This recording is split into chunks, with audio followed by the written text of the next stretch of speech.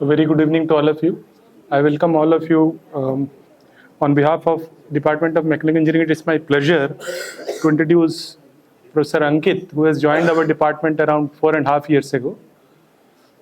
Presently, he is an associate professor in our department. He did his PhD from Carnegie Mellon University in 2015, and then thereafter he was a postdoctoral researcher in Denmark Technical University. Ankit's primary research expertise centers around atomistic simulations with a special focus on understanding thermal transport physics in solids.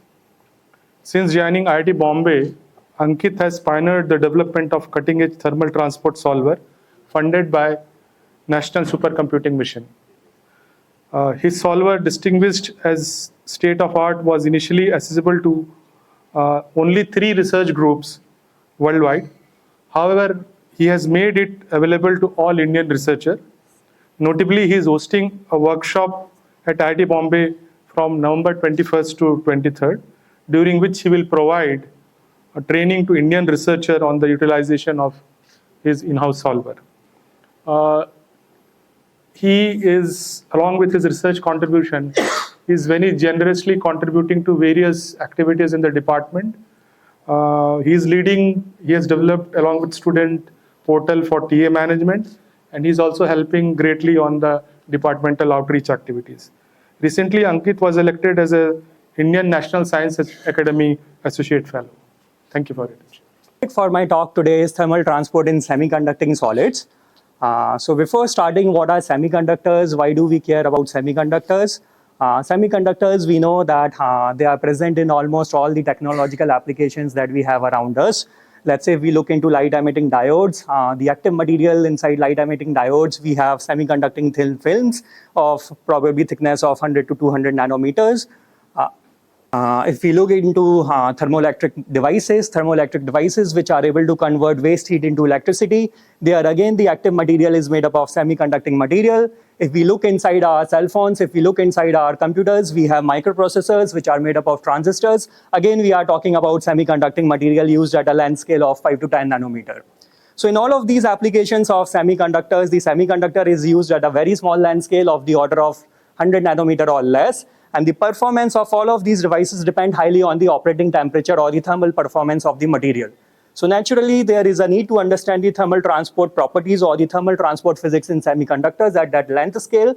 We can carry out experiment to understand that, but you can imagine that carrying out experiment at length scale of 10 nanometer or 100 nanometer are extremely difficult. So that is where we come in. We use atomistic simulations to study the thermal transport physics in these semiconducting solids. If we are talking about metals, we know that in metals, by definition, we have a lot of free electrons, and these free electrons, they carry all of the thermal energy from one end of the material to another end of the material. And the typical example of good conducting thermally conducting metal would be copper or silver, where we have thermal conductivity of the order of 400 to 500 watt per meter Kelvin at room temperature. But in semiconductors, again by definition, or in insulators, we do not have any free electrons.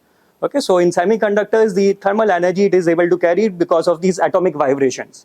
So if we look into these semiconductors, if we look under the microscope, if we zoom in, we see that these atoms, they are not sitting at their equilibrium position. They are oscillating continuously around their equilibrium position. And these oscillations are able to carry thermal energy from the hot side of the material to the cold side of material. And these thermal oscillations, we call them phonons. And a good example of thermal conductor, which is also an insulator or a semiconducting material, is diamond or graphite, where we have room temperature thermal conductivity of around 2000 to 3000 watt per meter Kelvin, which is 4 to 5 times more than the best metallic thermal conductor, copper or silver, that we have. So computationally, there are 2 major kind of approaches that one could use in order to study the thermal transport in materials. In the first approach, we can think of the solid is made up of individual atoms, and these atoms are connected to each other through springs. And we can solve for this coupled spring mass system in order to determine what are the transport properties in material. Alternatively, we can say they are individual atoms. These atoms are moving due to temperature, and when they are moving, they are applying forces on each other. And we can solve for this, we can solve for Newton's law, and we can determine what is the time evolution of trajectories of these particles. Once we have time evolution of trajectories of these particles, we can determine what is the rate of energy transfer from the hot side of the solid to the cold side of the solid. Since in the second approach, we are relying on the Newton's laws, this is inherently classical in nature. But in the first approach, we can have the quantum components as well as we need. Okay, so in our approach, we use this first approach, which is the lattice dynamics approach. So in lattice dynamics, we solve the system as coupled spring mass system. When we are solving for this coupled spring mass system, atoms we know because we know what material we are talking about. The only information that we need as an input is these spring constant. So these spring constant, we need to go for n-harmonic spring constant, and we obtain these n-harmonic spring constant using ab initio calculations, using density functional theory calculations. Once we have these n-harmonic spring constant combining with the atomic properties, we can obtain the phonon mode level properties, which we can sum up to obtain the thermal conductivity of material. Just to show you the predictive power of these calculations, so here in this plot, we have on the y-axis thermal conductivity of silicon and germanium plotted as a function of temperature for pure simple semiconductors, silicon and germanium. The solid lines, these are our predictions, and these discrete data points that we see over there, these are the experimental measurements. So blue is for silicon, red is for germanium, and we see that for the entire temperature range that we have over there, we are getting a very good agreement with the experiments, and that is obtained without using any fitting parameter. This is completely bottom up, without knowing any information from experimental at all other than the atomic structure of the material. These calculations are applicable for naturally occurring materials also. Naturally occurring as in you have isotopes or if you have defects present inside the material. Even in those cases, you can do these calculations. Here you can notice that in the second plot, the y-axis is going only up till 800. In the first plot, it was going up till 1400. So there is a reduction in thermal conductivity due to these defects. But the main point, main message from this plot is, even in these naturally occurring materials where we have naturally occurring isotopes or defects, we are able to capture both the values as well as the true trend of the thermal conductivity without using any fitting parameters. These calculations, they are not limited to simple semiconductors. We can go for materials which are not yet synthesized or which we can synthesize depending on their properties. So here we look into one new material, which is a two-dimensional arrangement of carbon atom called biphenylene. We were able to predict the thermal conductivity of that material even though the material was not synthesized. We are not limited to three-dimensional material or isotropic materials. We can do two-dimensional materials also. We can do anisotropic materials also. So here we have an example of two-dimensional arrangement of phosphorus atom, two different allotropes, black phosphorus and blue phosphorus. Black phosphorus, you can see that there are two different curves because the material is anisotropic.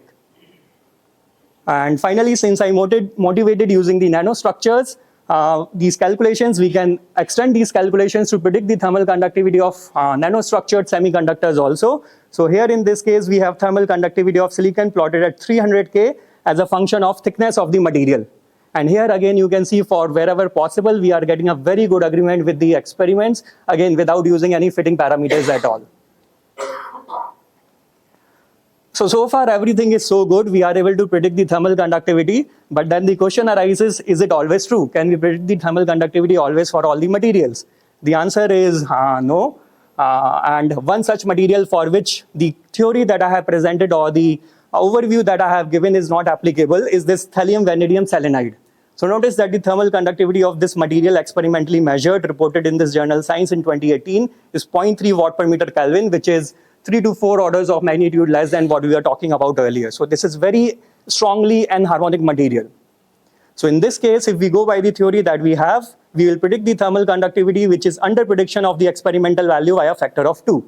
And whenever we have such scenario, we go back to our theory and try to see what all went wrong, what all were our assumptions. So in this case, when we started looking at these calculations, we computed spring constant, and we computed spring constant by assuming that atoms are sitting at their equilibrium position. So we revisited that assumption and we try to see if the atoms are sitting at their vibrating position, what happens? If the atoms are sitting due to their thermal, if the atoms are moving due to their thermal vibrations, what happened to this spring constant and what happens to the thermal conductivity? And here we saw that when we include that effect, the thermal conductivity in fact decreases. It goes in the opposite direction as the experimental value. So this is not the cause. When we carried out original calculation, we carried out using the zero temperature structure. That is to say, we did not account for any thermal expansion. And we know that in all materials, depending on the temperature, we have the thermal expansion. So next we accounted for this thermal expansion. And again, when we accounted for it, thermal thermal conductivity went in the other direction and it decreased with accounting for thermal expansion. Next, when we were computing the enharmonic force constant, when we were computing the spring constant enharmonicity, we included enharmonicity only to first order, that is to cubic force constant. So then we went to another order in perturbation. We said, what if we account for enharmonicity to second order, that is quartic force constant. But again, there was no change in the thermal conductivity. So finally, we realized that there is another contribution to thermal transport because the material is so enharmonic, there is overlapping of phonon modes, and because of this overlapping, there is wave-like tunneling of energy from one mode to another, and that mode is contributing to this thermal transport. And you may ask that probably this is a coincidence that we are able to get this good agreement between the experiment and simulation just at room temperature. But if you look at all temperatures, you will see that for the entire temperature range, the entire the variation as well as the absolute value we are able to capture using our theory, whereas the other theories we are not able to do so. I'll take one more minute. So we have developed a solver which is able to carry out all of these calculations, and if you compare other softwares which are available out there, proprietary or open source, you see that some of the higher level physics that we have encoded in our solver over here, they are not available in any of the open source or any of the proprietary software which are available out there. There are only 3 research groups in the entire research community across the world who are able to carry out these calculations. So with that, I would like to end.